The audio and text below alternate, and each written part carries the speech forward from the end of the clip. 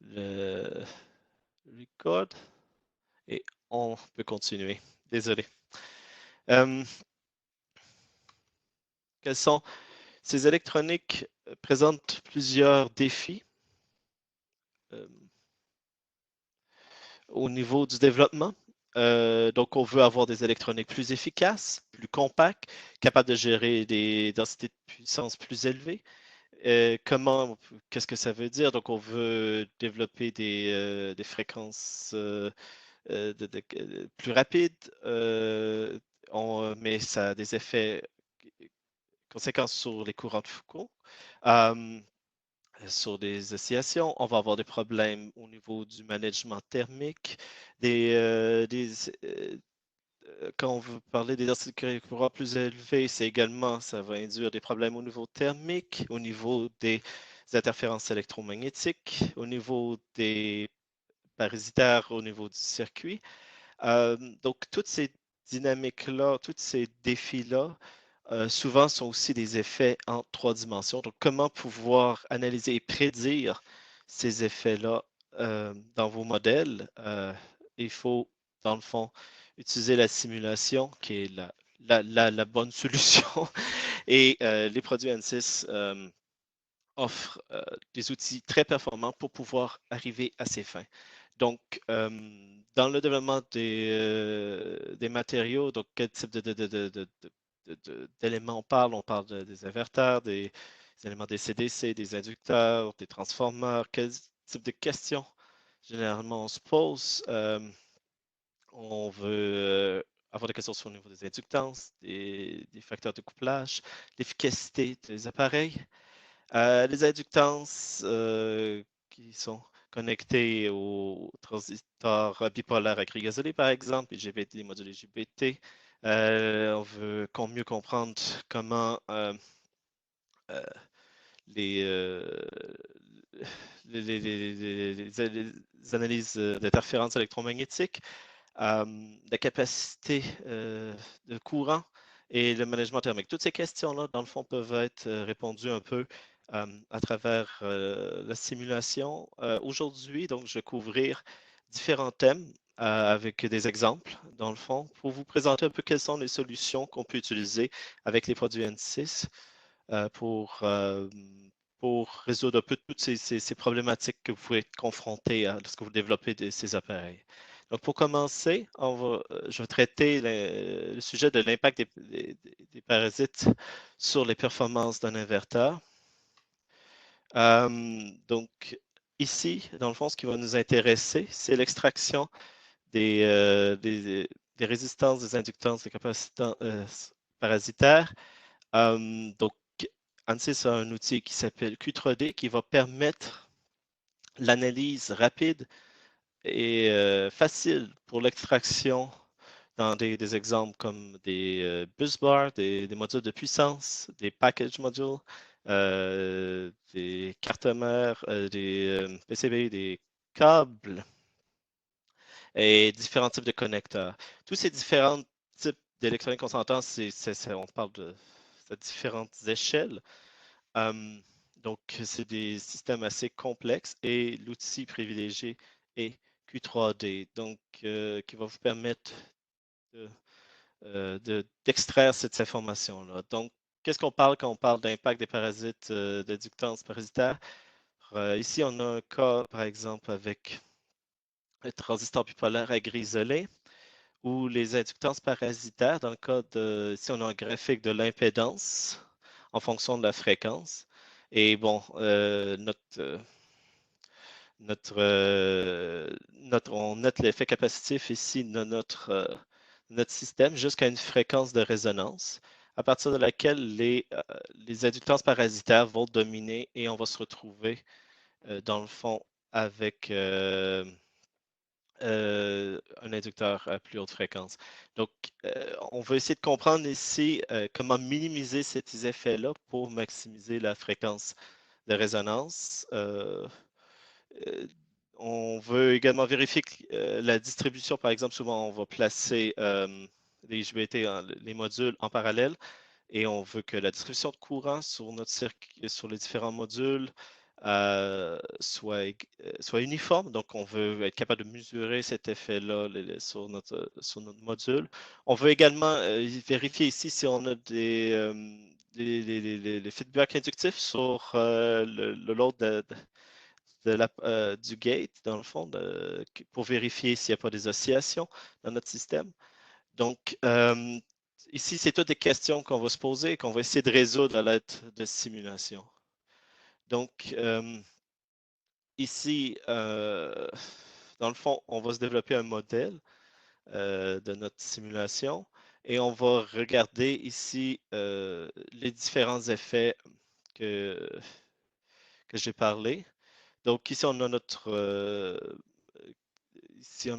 module avec 4 IGBT sur le low side et 4 IGBT également sur le high side. Et on va créer, dans le fond, un modèle qu'on appelle le Reduced Order Modeling afin d'effectuer des simulations transientes dans le temps, afin d'obtenir une réponse en signal pour notre truc. Ici, on peut voir, dans le fond, les différents courants sur euh, les différents IGBT. Et on peut voir que dans ce cas-ci, c'est un cas non idéal, tout à fait, puisqu'ils ne sont pas égaux. Ici, on peut voir aussi le potentiel des oscillations sur notre porte pour le high side. Et on peut voir également toutes les oscillations qui sont induites. Donc ici, je vais vous montrer un peu ce que ça peut donner en simulation. Qu'est-ce que vous avez comme outil directement quand vous faites la simulation. Donc ici, vous avez votre module avec les différents IGBT. Vous avez les différentes gates. Donc, si vous pouvez regarder ici les informations sur votre système. Donc, vous avez le high side ici, le low side localisé ici. Donc, vous pouvez voir que ici, dans le fond, on va faire une simulation en éléments finis en 3 dimensions sur notre module. Et donc, c'est un peu le module. La première étape, c'est peut-être aussi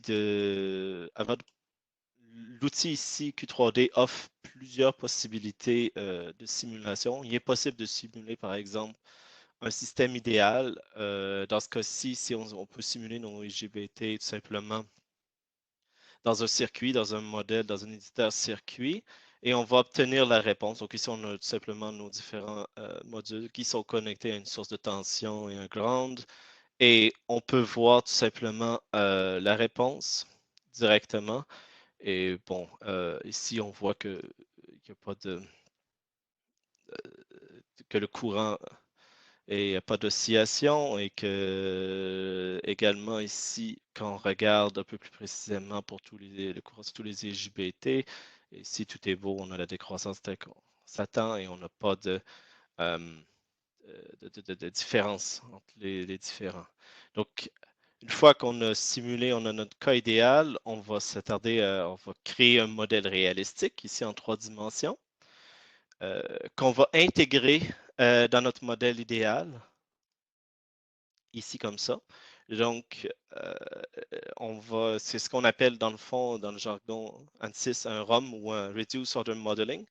Donc, une fois que la simulation en éléments finis a été effectuée, on va pouvoir alors connecter nos IGBT sur les différents ports ici et voir, par exemple, ici, donc le courant sur les différents modules qui est différent. Donc, on a quand même une différence, je pense qu'ici, de quelques ampères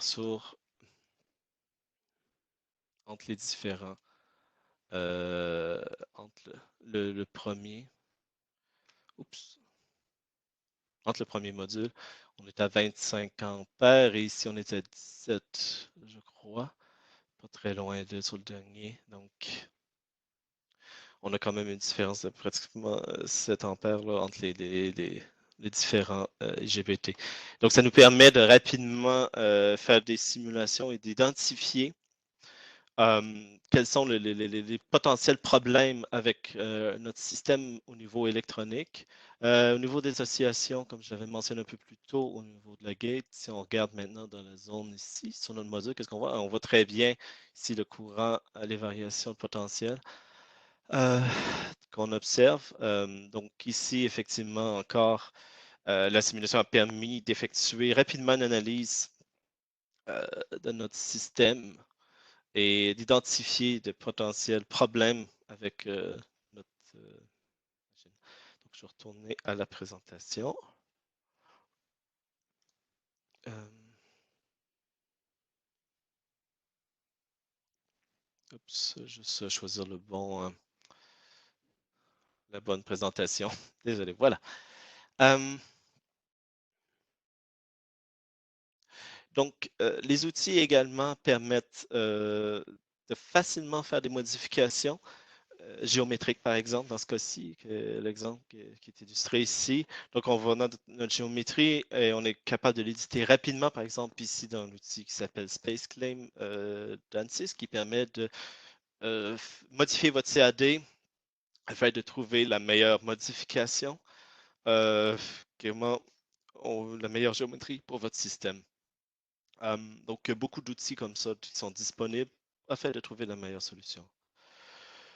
Donc, le prochain, je vais traiter, c'est les émissions de conduction dans des CDC converteurs.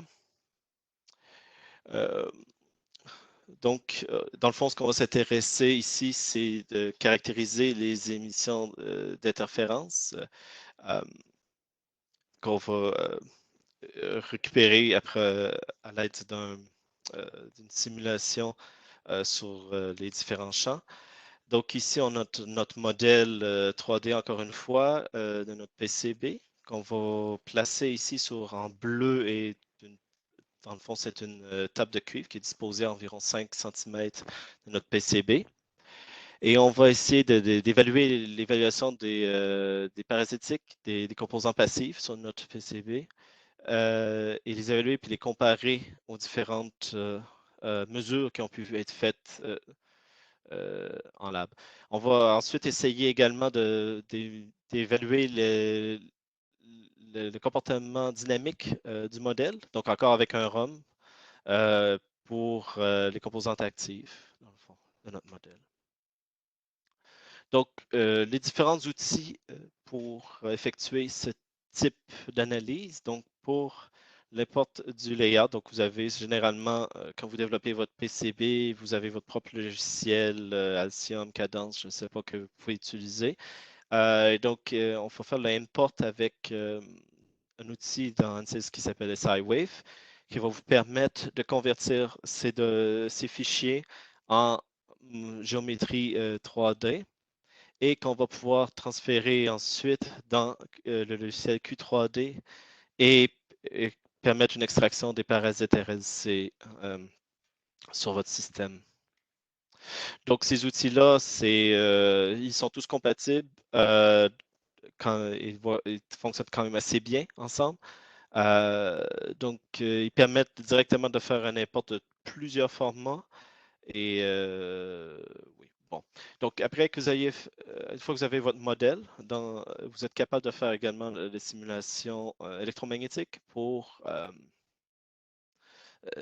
déterminer, dans le fond, l'impact des parasites.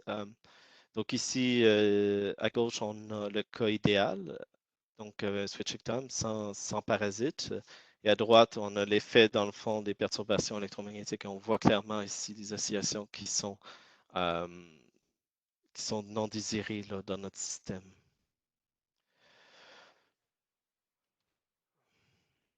Donc, c'est également possible de quantifier les émissions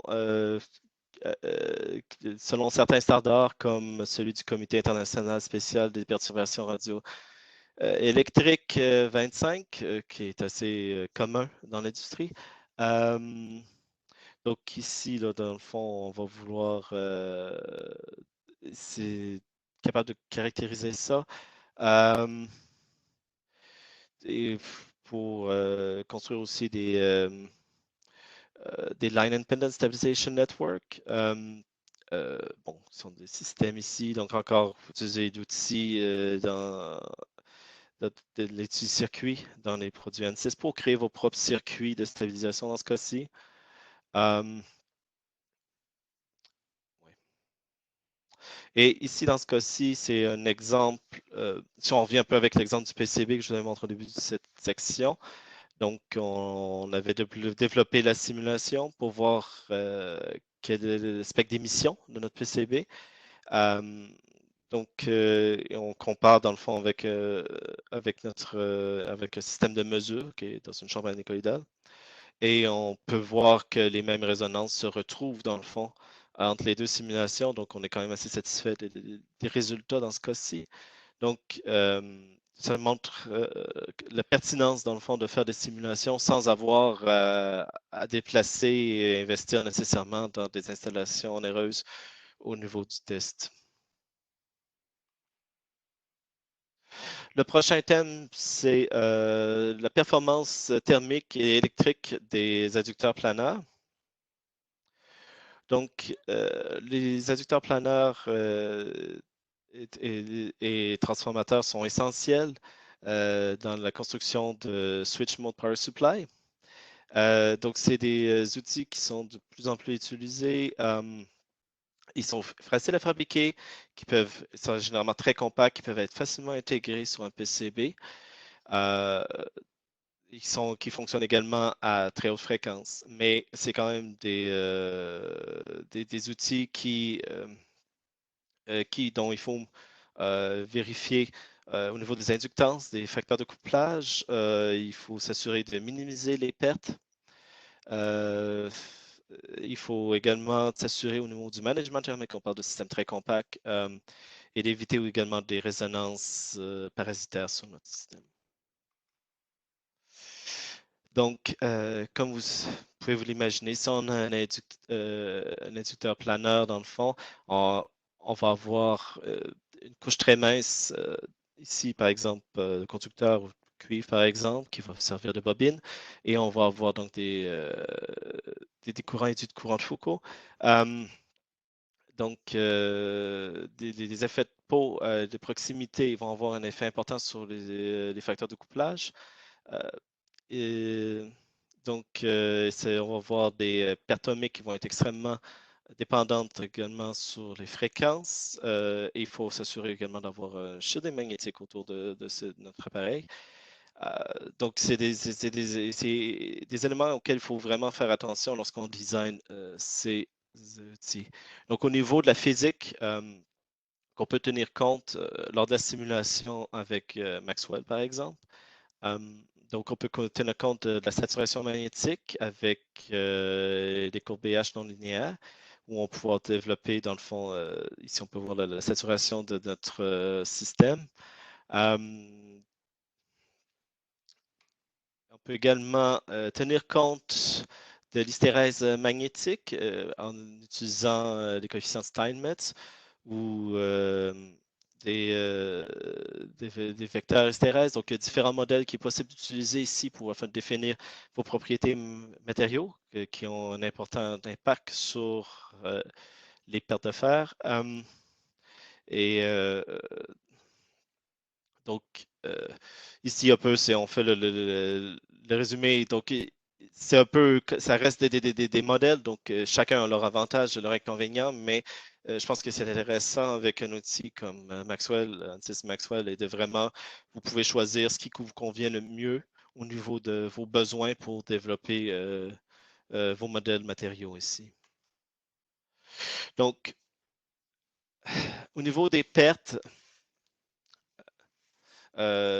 souvent, les constantes matérielles sont dépendantes en température. Donc, si vous avez des pertes ohmiques qui sont induites lorsque vous injectez du courant, par exemple, il va faire augmenter la température de votre modèle, de votre circuit, qui va affecter les différents paramètres de votre système. Donc, ça va être très important de pouvoir tenir compte de la simulation, ce qui est possible. De faire. Il y a différents types de couplage qui existent avec les produits ANC, soit qu'on décide de rester uniquement dans la famille des produits électromagnétiques ou de faire, il est possible également de coupler notre système avec des simulations plus complexes en utilisant ANSYS Mechanical, faire des analyses fluidiques par exemple, avec CFD, CFX, où on va pouvoir étudier également la dissipation thermique de notre système et de voir, dans le fond, utiliser cette information-là pour évaluer nos pertes. Donc, pour vous donner un peu une idée de ce que je raconte, donc, on va avoir un système ici à une température initiale, mettons, de 40 degrés. Et on sait qu'après un temps X, on va avoir une température de 72 degrés. Et ceci va avoir un effet, par exemple, sur la perméabilité initiale qui va augmenter dans ce cas-ci. Et la conductivité qui va être réduite, effectivement, avec la chaleur qui augmente dans le système.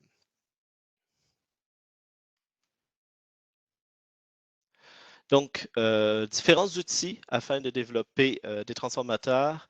Euh, Juste un mot sur les différents outils qui sont disponibles. Et il existe un outil qui s'appelle ANSYS P-Expert, dans le fond, qui vous permet de développer des électroniques de puissance très rapidement. C'est un outil qui est basé sur une forme formulaire ou template. Dans le fond, vous rentrez des champs dans un formulaire qui vous demande, par exemple, le voltage de votre système, la puissance, le nombre de tours, etc., de votre bobine. Vous avez accès à une base de données qui comprend plusieurs composantes de l'industrie, donc qui existent déjà.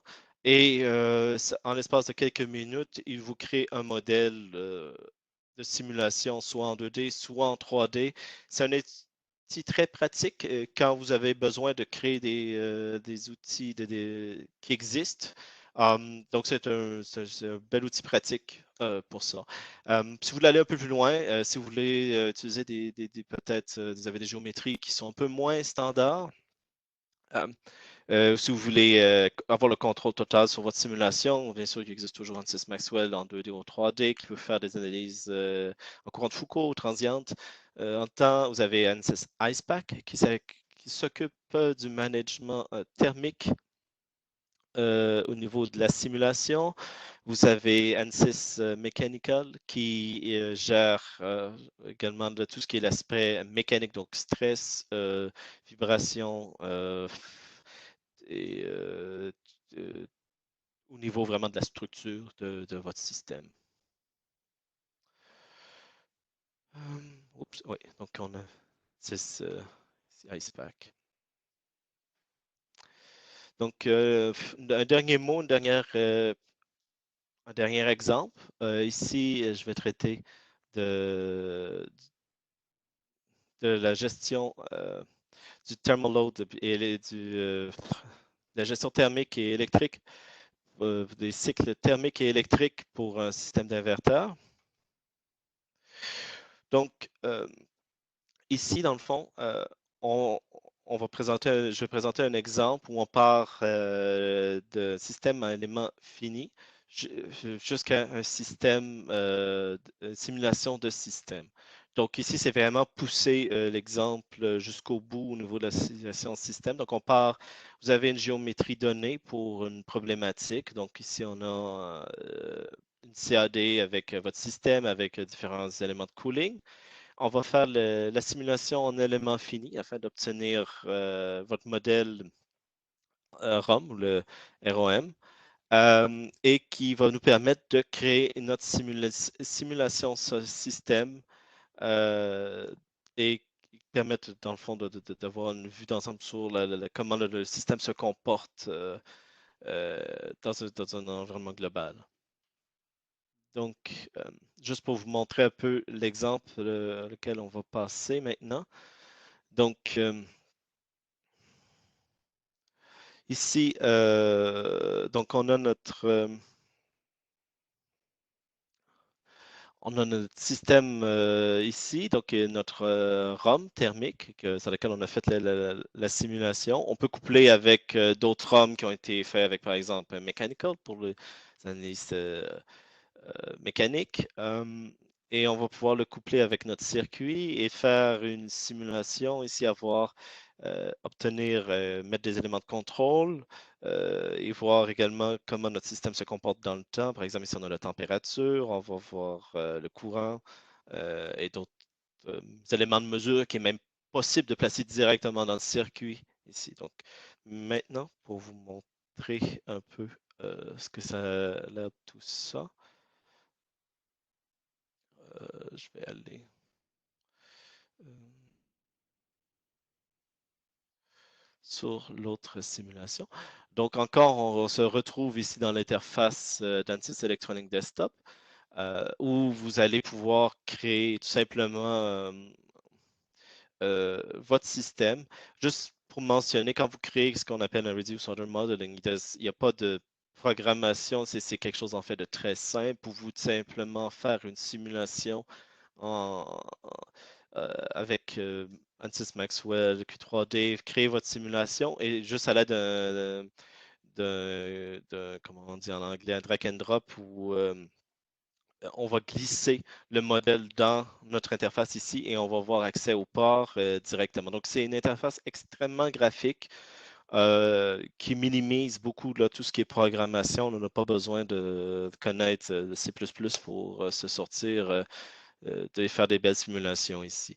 Donc on a ici en fait euh, notre système tel que je vais vous montrer un peu plus tôt. Donc, ici, on va voir les différents contrôles sur notre système. Et ici, on a accès aux différents graphiques. Donc, on a le courant sur les différentes phrases, la gestion thermique des JBT et le potentiel sur les différentes lignes. Donc, euh, en ce moment, comme vous voyez voir, les résultats ne sont pas rentrés, tout simplement parce que comme on utilise, pourquoi on veut utiliser le Reduced Order Modeling, c'est parce que c'est dans le fond des systèmes extrêmement rapides pour pouvoir faire des simulations. Pour vous montrer ici, juste à l'aide d'un clic droit, là, je peux lancer l'analyse et vous allez voir là, à quelle rapidité on s'entend. Donc, je ne veux pas que vous croyez que je fais ça sur une machine super puissante. Je suis comme tout le monde, je suis confiné chez nous sur mon petit portable de travail. Donc, c'est pas ici tout simplement. On s'entend là que exactement. Donc, j'ai une machine tout à fait normale là, qui est pour ce type de calcul-là, qui est loin d'être optimisée. Donc, euh, et voilà. Donc, ici, on peut déjà voir là, à quelle rapidité la simulation transiente dans le temps se réalise. Pendant que ça exécute, on peut se déplacer, bien sûr. Euh, on va aller voir un peu plus graphique là. Comment ça se déplace? Donc ici, on a la gestion thermique des GPT. Donc, on a la température sur les Y et le temps sur les X. Et on voit un peu ici là, comment la température augmente tranquillement avec le temps, avec les différentes oscillations ici. Si on se déplace maintenant, on va aller voir, on peut voir le courant, là, on peut clairement voir les trois phases de notre système. Bon, c'est sûr que côté graphique, des fois, ça marche. Oh, faut juste faire attention. Ici, on select et on peut voir le potentiel ici également. Donc, comme vous pouvez voir, l'utilisation des Reduced Order Modeling, c'est des outils extrêmement puissants pour pouvoir faire des simulations système. Donc ici, vous pouvez avoir tous vos systèmes de contrôle. Vous avez votre circuit électronique. Comme je l'ai déjà mentionné, vous pouvez introduire des éléments euh, de mesure directement dans le circuit. Et grâce à ça, ça vous permet d'effectuer des simulations système complètes. Il existe plusieurs modules qui existent déjà. Donc, la librairie des composantes d'ANSYS, c'est quand même assez complet. Et voilà. Donc, la simulation vient de se terminer pendant que je parlais. Donc, vous avez accès à beaucoup de composantes qui existent déjà. Donc, vous avez une librairie assez large de composantes. Tous les composantes de base passives sont présentes. Et c'est un éditeur circuit complet, donc qui vous permet de vraiment réaliser tout ce dont vous avez besoin là, pour simuler votre circuit. Um, à part- ok,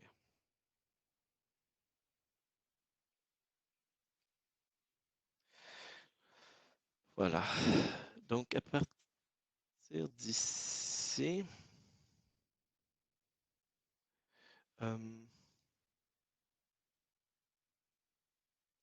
donc ça couvre un peu les différents sujets que je voulais traiter avec vous. J'espère que vous allez avoir des questions, mais avant de conclure, euh, donc si vous avez besoin d'informations, vous pouvez nous contacter directement, soit à 4FM France ou 4FM Suisse. Euh, Maintenant, en cette période de confinement, c'est certain que nous, on croit que la simulation permet de répondre à beaucoup de questions. Donc, et c'est le temps idéal de faire des simulations. Donc, on est toujours à votre disposition pour répondre à vos questions, pour des projets de consulting, séminaires, pour si vous voulez vous entraîner sur les différentes physiques des produits ANSYS et au niveau du support également. Et finalement, ici, mis les adresses de nos différents bureaux francophones et notre maison mère en Allemagne.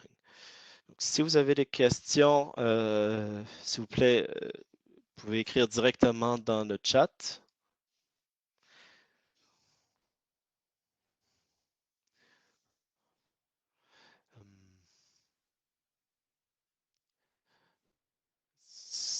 Tout était clair, limpide.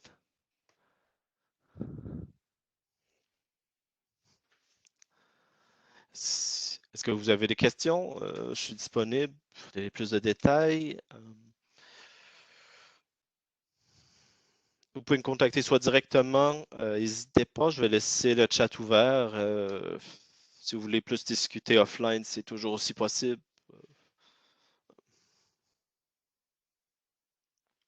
Donc, j'attends de voir si quelqu'un.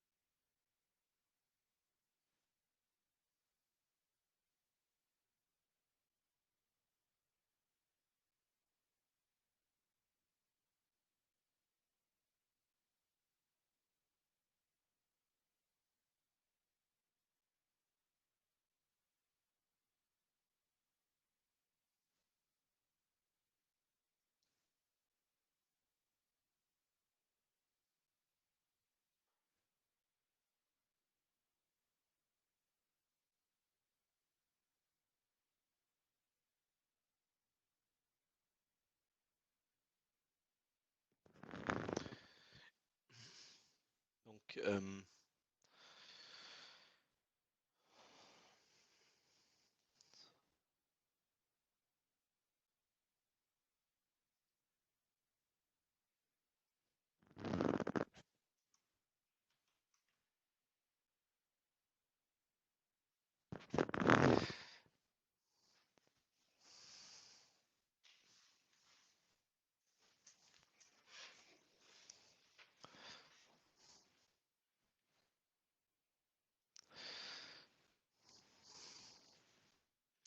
Donc, avant de conclure, je veux peut-être juste vous inviter. Demain, il y a 2 séances encore au niveau EM haute fréquence. Donc,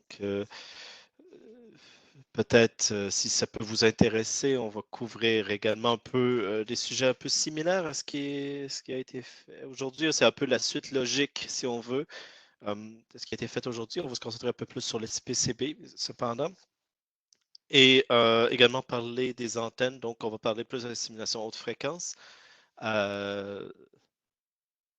Et on va traiter, dans le fond, le cas des antennes avec HFSS pour discuter des possibilités de simulation avec HFSS. Donc,